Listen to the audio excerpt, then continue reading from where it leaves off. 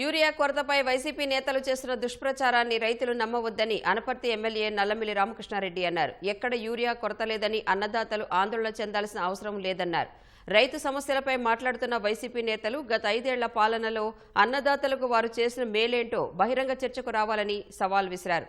తూర్పుగోదావరి జిల్లా అనపర్తిలో నియోజకవర్గంలోని 4 మండలాల వ్యవసాయ అధికారులు, సొసైటీ చైర్మన్లతో నల్లమిల్లి సమావేశమయ్యారు. యూరియా నిల్వలు, కర్షకుల సమస్యలపై ఆరా తీశారు.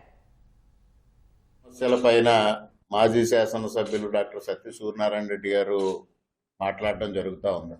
ఆ రోజు వైఎస్ఆర్ ప్రభుత్వంలో ఎరువుల సరఫరా కానీ, ఇతర విషయాల్లో సాగునీటి సరఫరా విషయంలో కానీ ఏ విధమైన రైతులకు మేలు చేశారు, అది ఒక్కసారి వారు బహిరంగ చర్చకు వస్తే బాగుంటుందనే ప్రతి విషయంలోని వారిని బహిరంగ చర్చకు రమ్మంటాను. వారు దానికి ఎప్పుడూ సమాధానం చెప్పరు. రైతాంగానికి మరీ విజ్ఞప్తి చేసేది ఎక్కడా యూరియా కొరత లేదు. అందువల్ల అందరూ వైఎస్ఆర్సీపీ చెప్పే మాటల్ని దయ ఉంచి పరిగణలోకి తీసుకోవద్దని కోరుతా ఉన్నాం.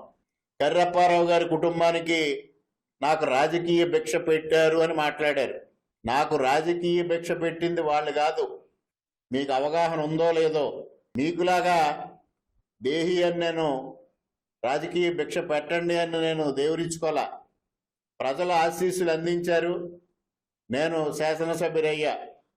నేను ఎవరికైతే జడ్పీటీసీ సభ్యత్వం అభ్యర్థిత్వం ఇచ్చానో ఆ వ్యక్తి జడ్పీటీసీ ఎన్నికలు అయిన తర్వాత 2014 ఎన్నికల్లో నాకు వెన్నుపోటు పడవడానికి ప్రయత్నం చేశాడు. ఎన్ని రకాల దుర్మార్గాలు చేశాడో త్వరలోనే బహిర్గతం చేస్తా.